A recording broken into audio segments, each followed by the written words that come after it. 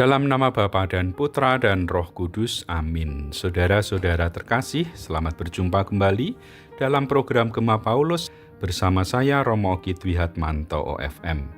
Hari ini kita akan merenungkan Injil Lukas bab 16 ayat 9-15. Tuhan bersamamu dan bersama rohmu. Inilah Injil suci menurut Lukas, dimuliakanlah Tuhan. Aku berkata kepadamu, ikatlah persahabatan dengan mempergunakan mamon yang tidak jujur, supaya jika mamon itu tidak dapat menolong lagi, kamu diterima di dalam kemah abadi.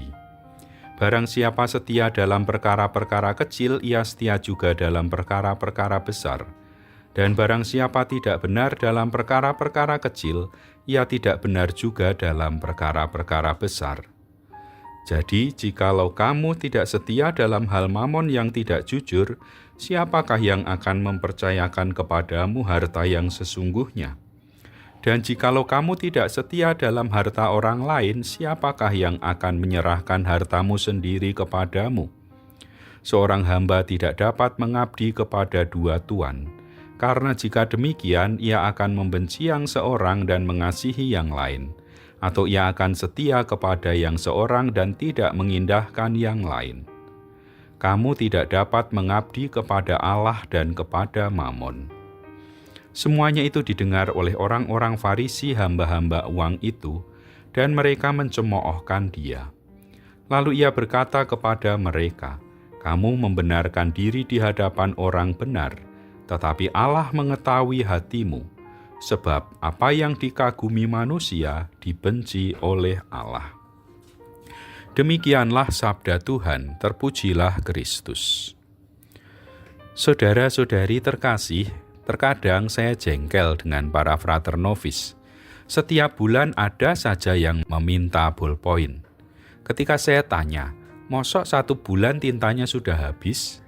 Ternyata mereka meminta bukan karena tintanya yang habis, tetapi karena ballpointnya hilang. Dan masih banyak hal-hal kecil lain yang seringkali diabaikan oleh para frater novis. Rupanya hal seperti ini banyak juga dialami oleh para orang tua. Ya, mungkin kita juga bersikap seperti itu, abai, kurang memperhatikan hal-hal yang dirasa kecil, sepele. Padahal dari hal-hal kecil ini, sesuatu bisa menjadi besar.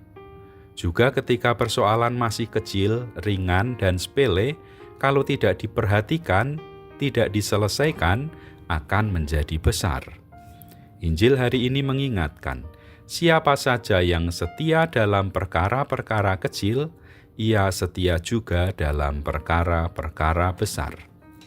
Tuhan beserta kita sekarang dan selama-lamanya. Semoga kita semua dan alam semesta dibimbing, dilindungi, dan diberkati oleh Allah yang Maha Kuasa dan Setia, Bapa dan Putra dan Roh Kudus. Amin.